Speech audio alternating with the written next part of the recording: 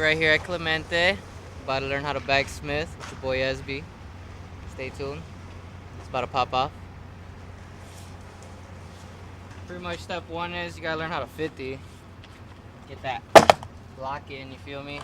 Get that in there. Step two, kind of dip it.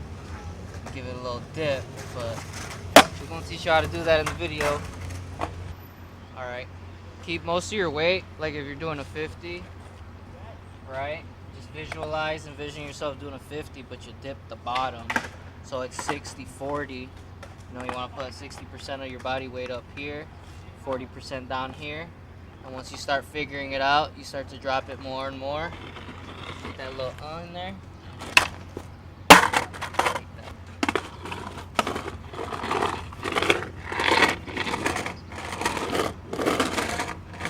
Another trick too, if you kind of wax the bottom right here, low key, help you out.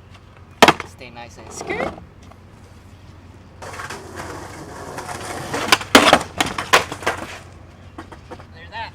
Any tips about falling on backsmith? Yeah, that's a hard one. I guess just make sure your back doesn't land on the ledge.